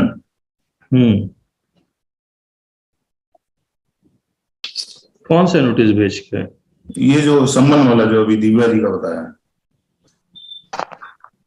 नहीं तो इस सम्मन को पहले चेक करना पड़ेगा प्रॉपर है या नहीं है, फिर 155 को भी अप्लाई करना पड़ेगा। If you deny that we don't do, लेकिन हम लोग कर देते हैं ना, हम लोग क्वेश्चन ही नहीं करते हैं प्रॉपर ऑफिसर। ऐसा लगता है प्रॉपर ऑफिसर ने कानून बनाया हुआ, पार्लियामेंट ने नहीं बनाया हुआ। वी यस सर, ये लीजिए ऐसे। No, I am asking about the powers of the officer, like this happens in the income tax like. Income tax बिल्कुल अलग प्लेटफॉर्म है। इनकम टैक्स में तो वो मांग सकता है, यस इनकम टैक्स में मांग सकता है, लेकिन I've not seen this kind of thing. Income tax में असेसिंग ऑफिसर का कॉन्सेप्ट है ना सर, वो तो कर सकता है। नहीं, खैर वो ऐसे मैं आपको बताता हूँ। आप जीएसटी का 73 पढ़िए, 74 पढ़िए। एक जवाब हमने और बनाया हुआ किसी दिन और वेबिनार करके, इसी पॉइंट पे हम लोग ने जवाब बनाया हुआ है। उसमें 73, 74 में लिखा where it appears to the proper officer that there is a short payment tax.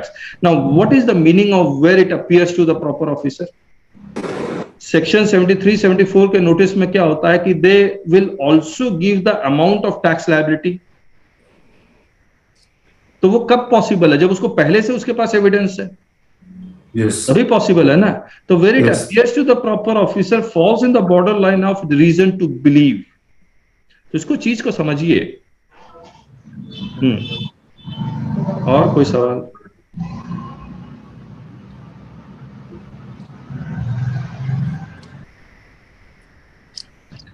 लिखिएगा सर। नॉर्मली जैसे ये लोग एक नोटिसेस के अंदर कहते हैं it's came to my knowledge, word use करते हैं, it's came to my knowledge that you have to so and so.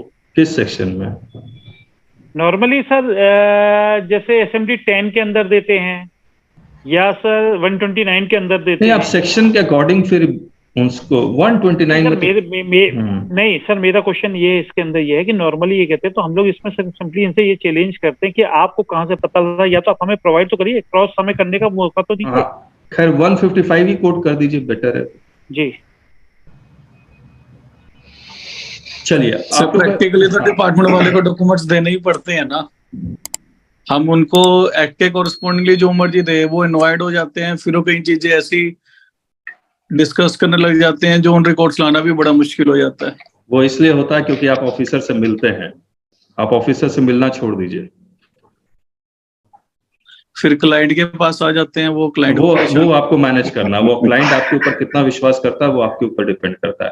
Client आपके ऊपर विश्वास तभी करेगा जब आप उससे बात करेंगे, क्लाइंट से उसको विश्वास दिलाएंगे, उसको विश्वास अपने आप हो जाएगा जब आप बोलेंगे आपको कितना जीएसटी आता है, क्लाइंट आपसे बातों से पता लगा लेगा।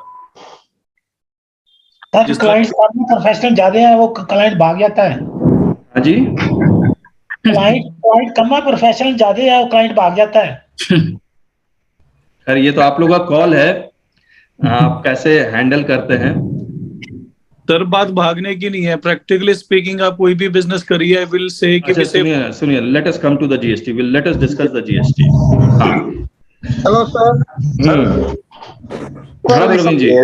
प्रवीण जी बोल रहे हैं। एक ASMHT 10 का सर नोटिस आया सर मेरे को मेल के थ्रू, बट कोई DI नंबर नहीं है सर। 3B और 2 का स्टेट का है, स्टेट का है। हाँ स्टेट का है सर। स्टेट में डिन नहीं होता है, प्राइवेट मेल आईडी से सर, स्टेट में डिन नहीं होता है। तो sir private mail ID Jamshedpur जैसा लिखा सर, जमशेदपुर। वो पॉसिबल है, पॉसिबल। क्वेश्चन जरूर कर सकता है कि प्राइवेट ईमेल आईडी पे हम लोग कैसे विश्वास करें, दैट यू कैन क्वेश्चन। हमने एक जगह किया भी था। और कोई सर स्टेट में तो उनको कुछ अलॉट की गई है ना सर, ऑफिशियल आईडीज ये उसके अगेंस्ट में नहीं दे सकते, प्राइवेट मेल आईडी से ऑर्डर में नोटिस नहीं सर्व कर सकते। देख लीजिए किस स्टेट का, मतलब ये सब देख लीजिए आप। सर ASMT 10 में कोई डॉक्यूमेंट देने की जरूरत नहीं होती, सिर्फ एक्सप्लेनेशन होता है, ये सब भी चाहिए।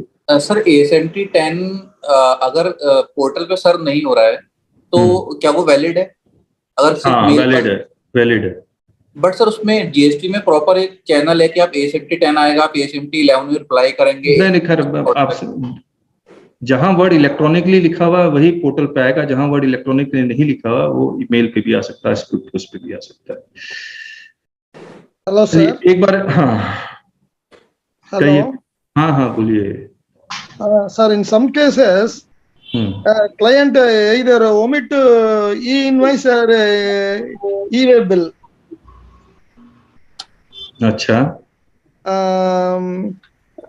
In such cases, the officers are issuing notice under section 129. Okay. Is it valid? मतलब they are not e-way bill is not generated, therefore they are issuing what 129 notice. Yeah. Clients sometimes in hurry issuing e-invoices and omitting to give e-way bill. In some cases, they are giving e-way bill and omitting to e-invoice. The penalty should be levied under section 122, not 129. Yeah, that is why my point. That is a clerical error. If either one case, either e-way bill or e-invoice is invoiced, there is no intention to evade the tax. All the particulars are given to the department. By clerical error, they are omitting to one. Okay. Such cases, levying of maximum penalty 200% of tax under section 1. Maximum 10,000.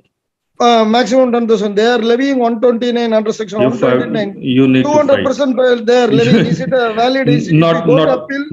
Yes, you go to appeal. Maximum 10,000. Go to appeal. There is a bright chance to win. Yes. Huh? Yes. Okay. Thank you. Okay. अच्छा, introduction ले लेते हैं जिनसे मैं पहली बार मिल रहा हूँ। Let us rewind. हाँ, रविंद्र नारायण जी बोलिए। Can you introduce yourself, Ravindra Narayan ji? Unmute yourself Ravindra ji unmute yourself.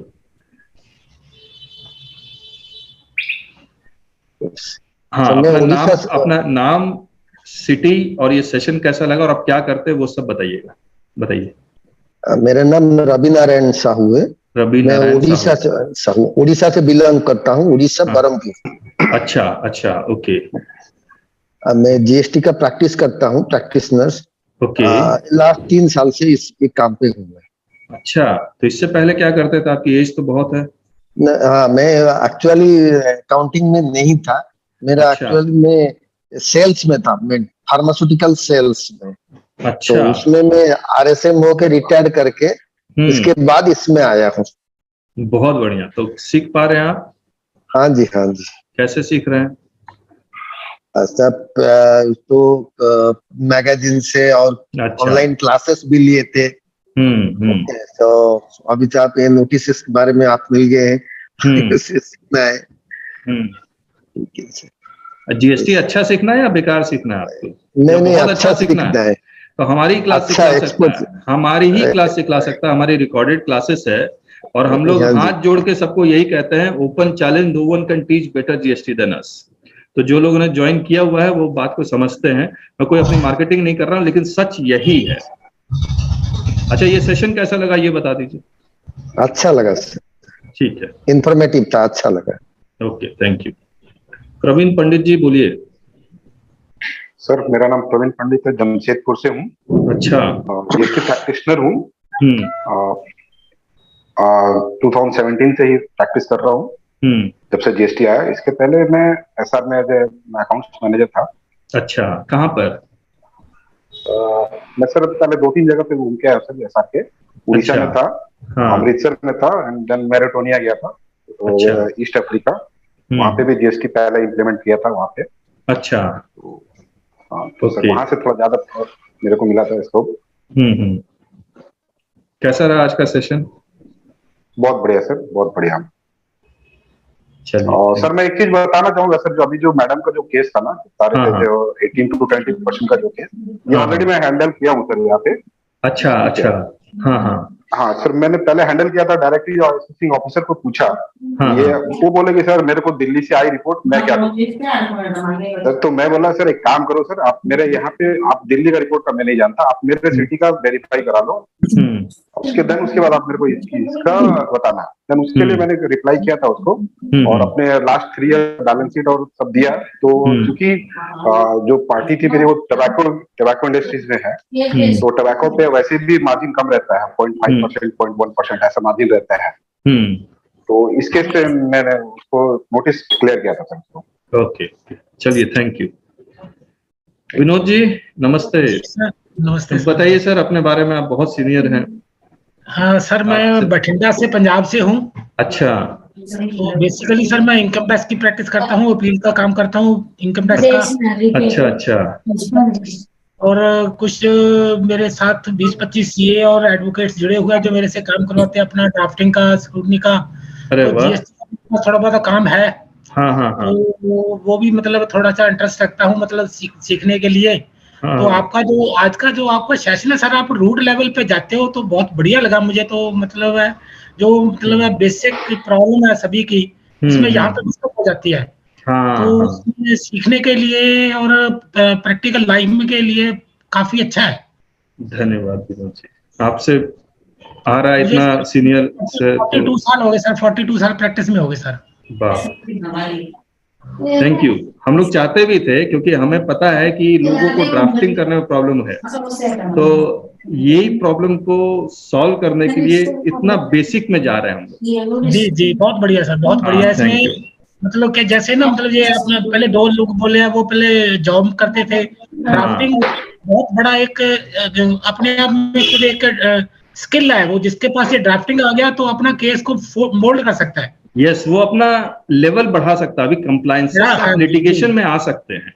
आपके पीछे इतनी सारी किताबें रखी हुई है, उसको देख के लग रहा है कि ऑब्वियसली आपने बहुत पढ़ा है।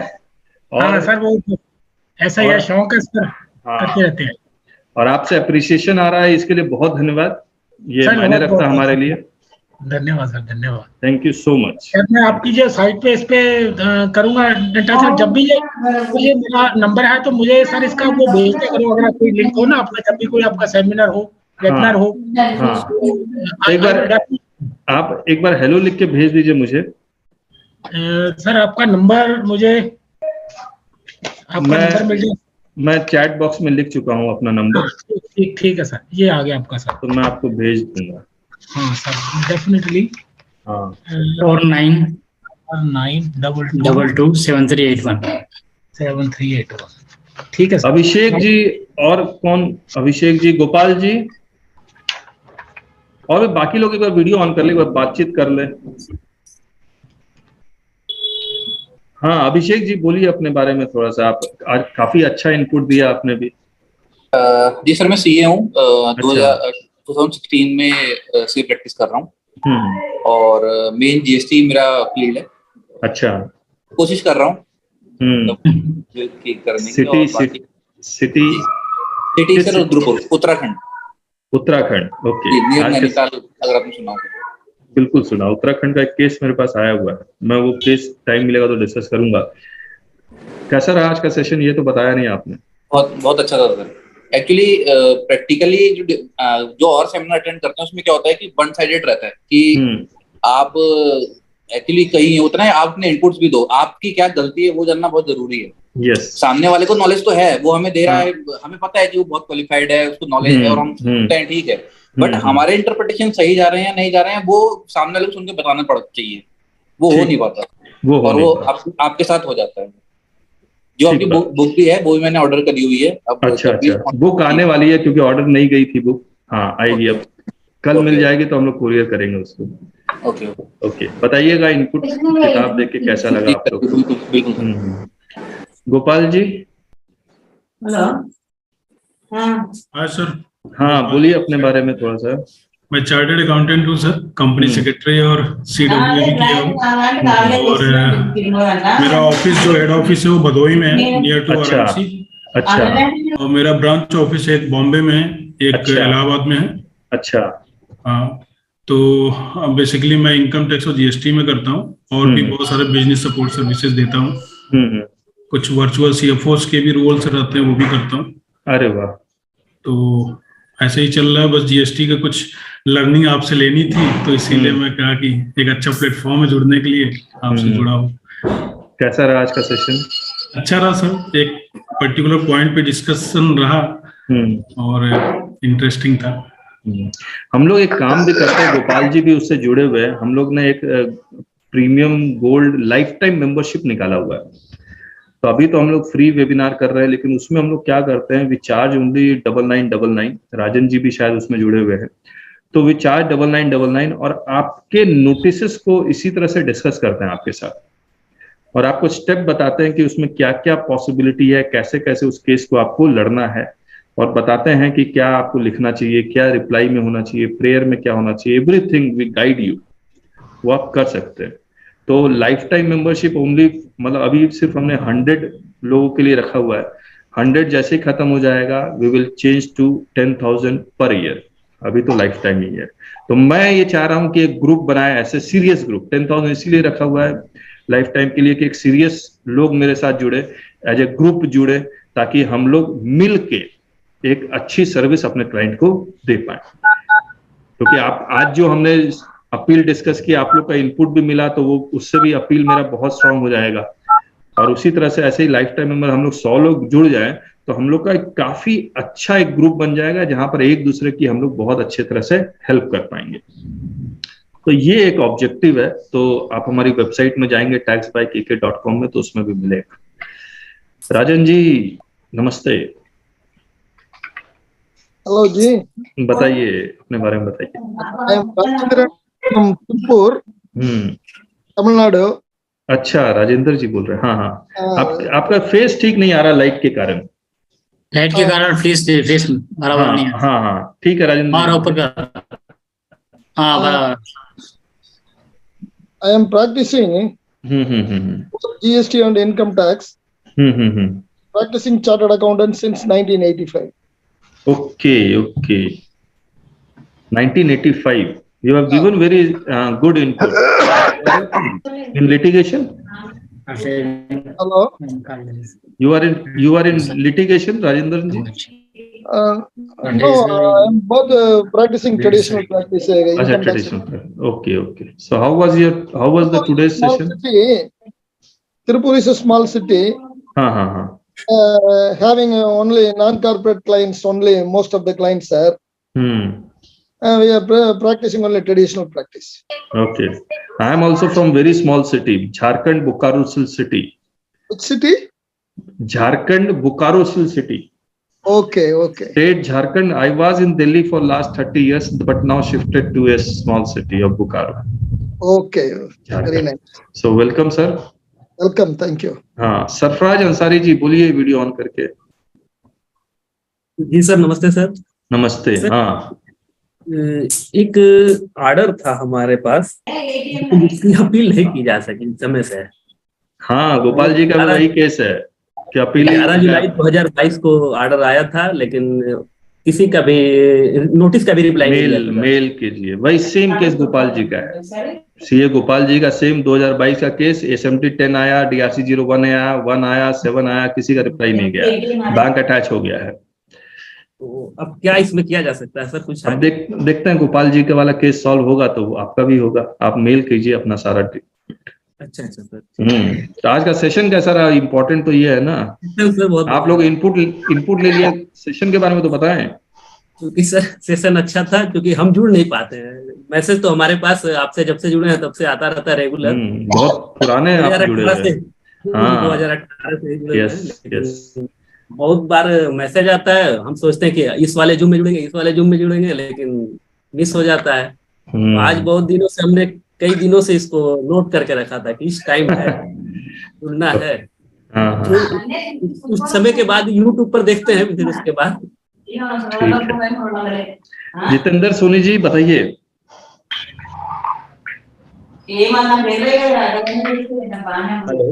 हाँ जितेंद्र जी, मेरी पहली बार बात हो रही है ना आपसे, आप लाइफ टाइम मेंबर में हैं। अनम्यूट कीजिए अपने आप को। मैं चार्टर्ड अकाउंटेंट हूँ, GST में प्रैक्टिस कर रहा हूँ। मैं गुजरात अहमदाबाद से हूँ। हमारी बात हुई थी और मैं life time member. Correct. But आज का जो सेशन था वो मैं एक्चुअली अटेंड नहीं कर पाया, सिर्फ लास्ट 10 या 15 मिनट ही अटेंड कर पाया। 5 बजे का टाइम होता है ना, तो वो थोड़ा एडजस्ट नहीं हो पाता है। अच्छा। हाँ, 6 बजे का अगर हो ना, पर 5 बजे में इश्यू होते हैं। ओके। तो ये सब इसका वीडियो देखने मिलेगा यूट्यूब में। यस। हाँ, तो क्योंकि वो तो अटेंड करना पड़ेगा 45 मिनट्स का आगे का। यस।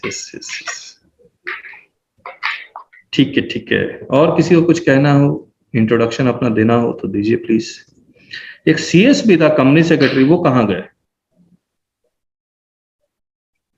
सर मॉर्निंग में 6:30 क्लासेस नहीं चल रही है, शुरू करेंगे 13 मार्च से। पहले 6 मार्च से होनी थी आई थिंक। हाँ, वो 13 मार्च कर दिया। ओके, तो उसका लिंक शेयर करेंगे। लिंक वो हमने एक सेपरेट ग्रुप बनाया था, कहा था आप लोग ज्वाइन करने के लिए, तो आपने ज्वाइन किया होगा तो लिंक मिलेगा आपको। व्हाट्सएप में एक सेपरेट ग्रुप बनाया था हमने। चलिए ठीक है, मैं आपको पिंग करता हूँ सर। हाँ, पिंग कर दीजिए, जो भी इंटरेस्टेड है आप मुझे पिंग कर दीजिए, वो ग्रुप का लिंक भेज दूंगा, उसमें ज्वाइन कर दीजिए। Will send you the link. शायद मैं हूँ एक ग्रुप में, उसमें आपके मैसेज आते हैं। Refund and IGST live class के नहीं, वो उस ग्रुप में नहीं है। तो व्हाट्सएप कम्युनिटी में वो ग्रुप मैंने शेयर किया था, करीब मुझे लगता है 125-130 लोग ज्वाइन ऑलरेडी कर चुके हैं उसमें। आया सब, मेरे को आया। हाँ। आया 132 है, 132। हाँ, तो उसमें बस यही है कि 6:30 बजे मॉर्निंग में है, तो उठना पड़ेगा आपको, और काफी फ्रेशनेस रहेगा। हाँ, क्लास में बहुत फ्रेशनेस रहेगा। हाँ, अलग लेवल की ग्रुप है सर, टैक्स बाय KK का एक ग्रुप है और एक ग्रुप हो रहा है। हाँ, तो आप है ना, उसी में एक हमने लिंक शेयर किया था। ओके, आप देख लीजिएगा, नहीं तो मुझे मैसेज कीजिएगा, मैं भेज। ठीक है सर। सब मैं जरा काम है जरा। हाँ, गुड श्रीनिवास जी। ओके, ठीक है, थैंक यू आने के लिए राव साहब। Sir can I also leave? Okay, thank you Praveen ji. Thank you sir. Okay, thank you. ठीक है, ठीक है, ठीक है, ठीक है। चलिए, और बाकी और किसी को कुछ कहना हो तो दिव्या जी, आप अपने बारे में बता देंगे एक बार? दिव्या अग्रवाल। Hi sir. हाँ, वीडियो ऑन करके अपने बारे में बता दीजिए एक बार। हाँ, बताइए।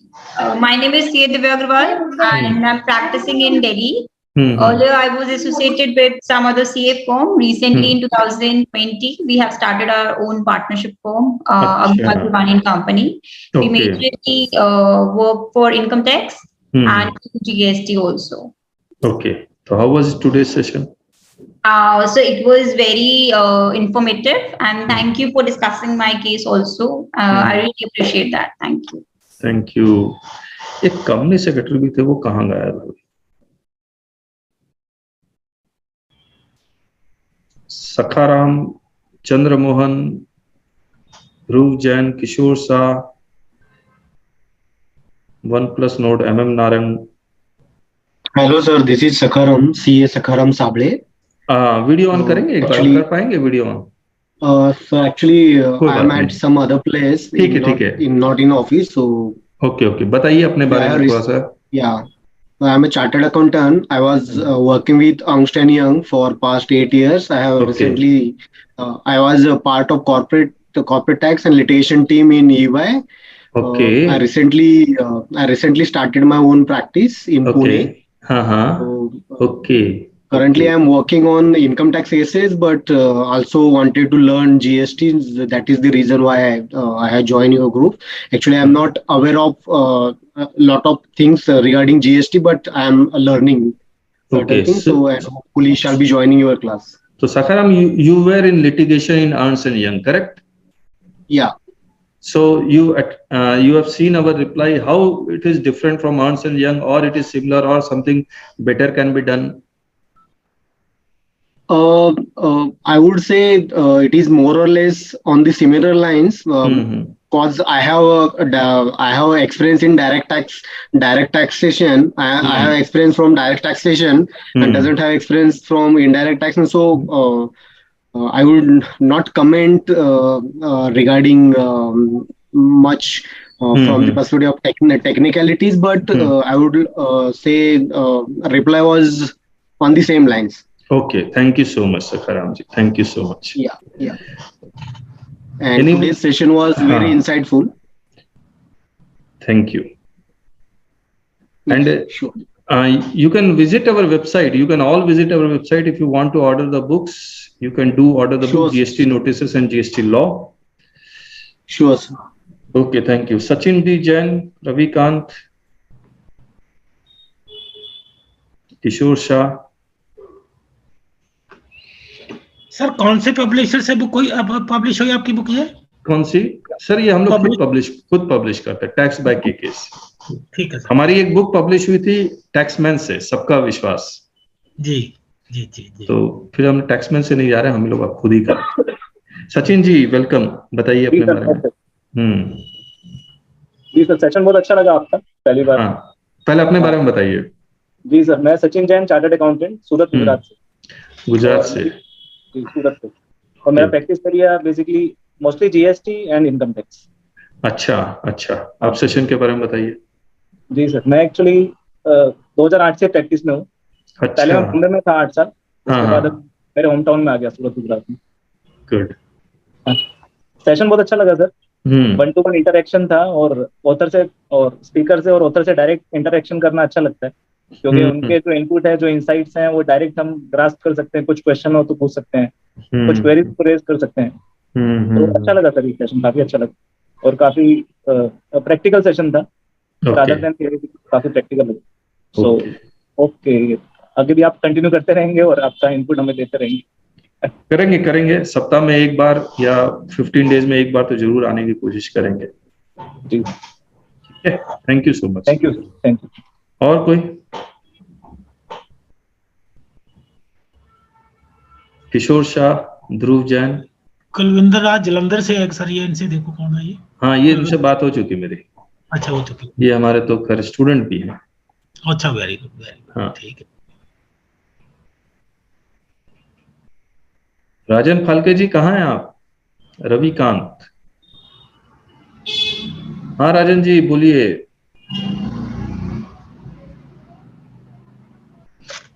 अच्छा था सर, सेशन अच्छा था, अच्छा लिया सर आपने।